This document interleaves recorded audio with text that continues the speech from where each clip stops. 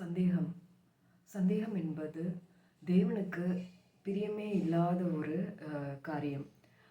எப்பயுமே நம்மக்கிட்ட இருந்து தேவன் என்ன எதிர்பார்க்கிறாருன்னா, நம்ம தேவனுக்கு விசுவாசமாக இருக்க வேண்டும். அவரை நம்ம முழு இருதயத்தோடும் முழு ஆத்மாவோடும் நம்மை நம்ப வேண்டும். தேவனை நம்ப வேண்டும்.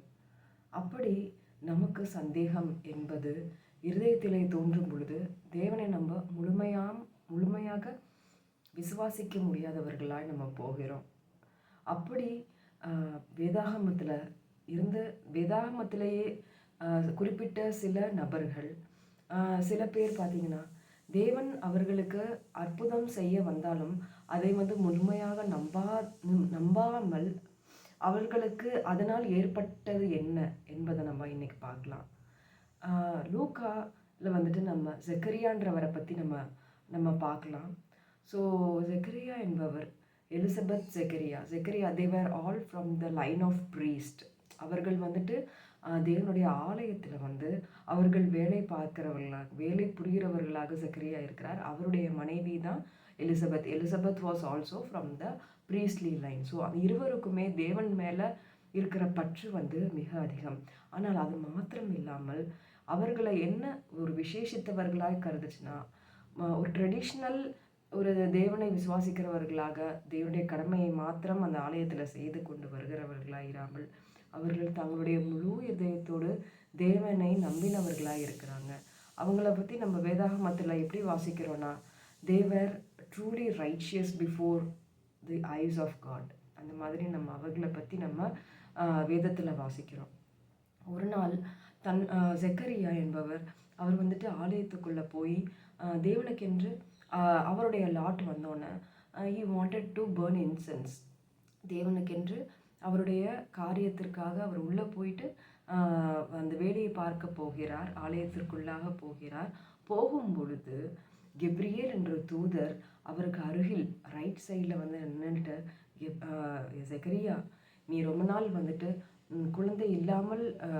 குழந்தை பாக்கியம் இல்லாமல் நீயும் உன் மனைவியும் கஷ்டப்படுகிறீர்கள். கூடிய சீக்கிரத்திலே எலிசபெத் உனக்கென்று ஒரு குமாரனை கொடுப்பால், அவனுக்கு யோவான் என்று பெயரிடன்ற மாதிரி கெப்ரியேல் ஜெகரியா கிட்ட சொல்கிறாரு. ஜெகரியா அதை முழுமையாக அவர் நம்பாமல், எனக்கு எப்படி குழந்தை பிறக்கும்? ஏனென்றால் அவர்கள் மிகவும் வயது சென்றவர்களாக இருக்கிறார்கள். வயது அவர்களுக்கு ரொம்ப they became very old. வேதாகமத்தில் நம்ம வாசிக்கும் பொழுது அவர்கள் ரொம்ப வயது சென்றவர்களாக இருக்கிறார்கள். அவர்கள் குழந்தை பாக்கியம் இல்லை என்று வாசிக்கிறோம். ஆனால் அப்படி அவர் ஜெக்கரியா தூதரை பார்த்து கேட்கும் பொழுது தூதர் சொல்லுகிறார். தூதர் இதனாலே you will be muted because of this. நீ குழந்தை பிறக்கிற வரைக்கும் உன்னால் பேச முடியாது அப்படின்ட்டு தூதர் சொல்லுகிறாரு. அவர் ஆலயத்திலிருந்து வெளியே வரும் பொழுது ஜனங்கள் எல்லாரும் எதிர்பார்த்து கொண்டிருக்கிறார்கள். ஆனால் அவரால் பேச முடியவில்லை. அப்பொழுது ஜனங்கள் நினைக்கிறார்கள், ஓகே, ஜெக்கரியா ஏதோ விஷன் பார்த்ததுனால தான் அவரால் பேச முடியவில்லை என்று அவர் நினைக்கிறார். அவர் கெப்ரியேல் தூதர் சொன்ன மாதிரியே எலிசபெத் அவர்கள் அந்த சில நாட்களிலேயே அவர்கள் கர்ப்பம் தரித்து அவர்கள் ஒரு குமாரனை அவர் பெறுகிறார்கள். யோவான் ஸ்நானன் என்று அவருக்கு பெயரிடுகிறார்கள். இந்த ஒரு விஷயத்தை நம்ம பார்க்கிறோம். அப்படி ஒரு தூதனே ஜெக்கரியா கிட்ட சொல்லும் பொழுது ஜெக்கரியாவுக்கு முழு நம்பிக்கை இல்லை. அதனாலே அவரால் நம்பிக்கை இல்லாததின் காரணமாக அவர் அந்த வார்த்தைகளை சந்தேகப்பட்டதின் நிமித்தம் அவராலே பேச முடியாமல் போய் விடுகிறது. இவர் மாத்திரம்தான் இப்படி இருக்காரான்னு பார்த்தா இல்லை. பைபிளில் நிறைய பேர் தேவனுடைய வார்த்தை வந்தும் அதை முழுமையாக நம்பாமல் தேவனை முழுமையாக விசுவாசிக்காதவர்களை பற்றி பார்க்கலாமா? இது ஒன்று நான் இப்போ சொன்னது நியூ டெஸ்டிமெண்ட்டில் சொன்னது ஜெக்கரியா அண்ட் ஜெக்கரியா. இன்னொன்று ஒரு நமக்கு எல்லாத்துக்குமே தெரிஞ்ச ஆபிரகாம் சாராவுக்கும் குழந்தை பாக்கியம் இல்லாதபடி இருந்தது. தேவனுடைய தூதர் உனக்கென்று சாரால் ஒரு குமாரனை பிறப்பாள் என்று சொல்லும் பொழுது சாரால் அவங்க நகைக்கிறாங்க. இதை நம்ம ஆதியாகமத்தில் 17ஆம் அதிகாரத்தில் பார்க்கலாம். 17 அவங்க நகைக்கிறாங்க. அவங்க முழுமையாக தேவனுடைய வார்த்தையை அவர்கள் நம்பவில்லை. ஒருவேளை சாராவை நினைச்சு ஓகே ஆகார் மூலியமாக ஒரு குமாரன் பிறக்கலாம் என்று அவர்கள் நம்புகிறார்கள். ஆனால் இல்லை, தேவன் சொல்லுவது சாரா மூலியமாக ஒரு குழந்தை ஆபிரகாமுக்கு வரும் என்று. ஆனால் அது நடந்ததா? Yes, it happened. அவர்கள் Isaac, Sarah was pregnant and she gave begot Isaac. அவர்கள் வந்துட்டு ஈசாக்கை சாரால் பெறுகிறார்கள். அவர்கள் மகிழ்ச்சியான ஒரு தாயாக மாற்றப்படுகிறாள். இப்படி ஆபிரகாம் அண்ட் சாரா இவர்களுடைய விசுவாச குறைவினாலே விசுவாச குறைவினால் என்ன நடந்ததுன்னு பார்த்தா ஆகார் கர்ப்பம் தரித்து அவள் ஒரு குமாரனை பெற்றாள். ஆனால் that is not God's will. சாரால் மூலியமாக வருவது தான் ஐசக். அவன் தான் வந்துட்டு தேவனுக்கு அவங்களுடைய காட்ஸ் லைன்னு சொல்கிறது. அதுக்கப்புறம் நம்ம யார் வந்து டவுட் பண்ணியிருக்கான்னு பார்த்தா மோசே எக்ஸோடஸ் 3:11 பார்த்தோன்னா தேவனுடைய தூதர் வந்துட்டு மோசே கிட்ட போய் சொல்கிறாரு, மோசே நீ போய் என்னுடைய அடிமையாக இருக்கிற ஜனங்களை நீ வந்து கூட்டிட்டு நீ வந்து கானான் தேசத்திற்கு வரணும், பாலும் தேனும் ஓடுகிற கானான் தேசத்திற்கு வரணும் என்று மோசே கிட்ட சொல்லும் பொழுது மோசே தன்னுடைய எபிலிட்டியை வந்து நம்பாமல் என்னால் அது முடியுமா, நான் திக்குவாயி, என்னால் போய் கூப்பிட முடியுமா அப்படின்ட்டு தன்னுடைய ஒரு எபிலிட்டியவே வந்து தேவன் சொல்லியும் அதை வந்து அவர் நம்பாமல் அவர் வந்துட்டு அவருக்கு சந்தேகம் என்பது அங்கே பிறக்கிறது. அதுக்கப்புறம் நம்ம யார் பார்க்குறோன்னா இஸ்ரலைட்ஸ் வந்து பார்வோனில் எகிப்தில் வந்து பார்வோனுக்கு 400 வருடங்கள் அடிமையாக இருக்கிறார்கள். மோசே ஆரோன் இவர்கள் போய் தேவனுடைய 10 சைன்ஸ் 10 அறிகுறிகளை வந்துட்டு சொல்லி வல்லமையுள்ள கரங்களினாலே இஸ்ரலைட்ஸை கூட்டிட்டு செங்கடலை பிரித்து கூட்டிட்டு பாலும் தேனும் ஓடுகிற கானான் தேசத்திற்கு அவர்கள் வழிப்பிரயாணத்தில் வந்து கொண்டிருக்கும் பொழுதோ அவர்கள் வந்து அவர்களுக்கு ஒரு சின்ன பிரச்சனை, ஒரு சாப்பாடு கிடைக்கல. அவர்களுக்கு வந்து எக்ஸாம்பிள் ஒரு நான்வெஜ் கிடைக்கலனா கூட அவர்கள் வந்துட்டு தேவன் மேலே விசுவாசம் குறைந்தவர்களாய் அவர்கள் காணப்படுகிறார்கள். நான் இங்கே எகிப்தில் வந்து எனக்கு இது கிடச்சிது, எனக்கு வந்து ஏன் இங்கே கிடைக்கல, எனக்கு வந்து இது எகிப்தில் எனக்கு இது கிடச்சிது, நான் அங்கேயே இருந்திருக்கலாமே அப்படின்ட்டு தேவன் மேலே முழு நம்பிக்கை இல்லாதவர்களாய் அங்கே அவர்கள் பேசுகிறதை நம்ம பார்க்கலாம்.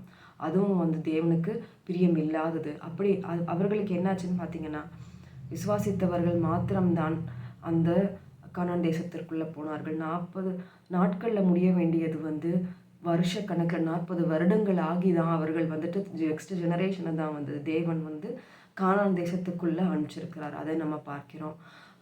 அதுக்கப்புறம் பார்த்திங்கன்னா புதிய ஏற்பாட்டில் யார் வந்து முழுமையாக விசுவாசிக்கலைன்னா தாமஸ், சந்தேகத்தோமையார் என்று நம்ம வாசிப்போம். ஏன்னா தேவன் வந்து இயேசு கிறிஸ்து இந்த பூமியில் இருந்து சிலுவையில் நமக்காக ரத்தம் சிந்தி அடிக்கப்பட்டு 3ஆம் நாள் அவர் உயிர் தெழுந்து வரும் பொழுது அவரை போய் தாமஸை பார்க்குறாரு. தோமையார் பார்க்கும் பொழுது அவர் வந்து நம்பவே இல்லை இயேசு கிறிஸ்து தான் என்று. அவர் கையில் இருக்கிற எனக்கு ஆணி பாய்ந்த கரங்களை காமிங்க, அதை நான் தொட்டு பார்க்கணும் அப்படின்னு சொல்லிட்டு அவர் கேட்குறாரு. அதனால் அவரை வந்துட்டு நம்ம சந்தேக தோமையார் என்று நம்ம பார்க்கிறோம். அதுக்கப்புறம் இந்த மாதிரி சில விஷயங்கள் நமக்கு வந்துட்டு தேவன் மேலே இருக்கிற ஒரு நம்பிக்கையை வந்துட்டு இந்த ஒரு சந்தேகமானது ஆழப்படுத்துகிறது. It's okay. ஸோ தேவன் வந்துட்டு முதலையே விசுவாசிக்காமல் தேவனுக்கு பிரியமாக இருப்பது கூடாத காரியம் என்று சொல்லிட்டாரு. நான் எப்படி வந்துட்டு என்னென்ன பண்ணால் நான் வந்து தேவனுக்கு பிரியமாக நம்ம இருக்க வேண்டும் என்று எப்படி நம்ம இந்த டவுட்ஸை வந்துட்டு நம்ம எப்படி நம்ம விலகி சந்தேகத்திலிருந்து நம்ம எப்படி விலகி இருக்க முடியும்னு பார்த்தோன்னா நம்ம எப்பயுமே ப்ரே ஃபார் ஃபேத், நம்ம எப்பயுமே ஒரு விசுவாசத்திற்காக நம்ம ஜெபிக்கிறவர்களாக நம்ம இருக்க வேண்டும். மார்க் 9:24 பார்த்தோன்னா I do believe help me overcome my unbelief அப்படின்னு நம்ம வாசிக்கிறோம். எனக்கு சந்தேகம் இருப்பது உண்மைதான், ஆனால் நான் அதை மேற்கொண்டு நான் வர வேண்டும்.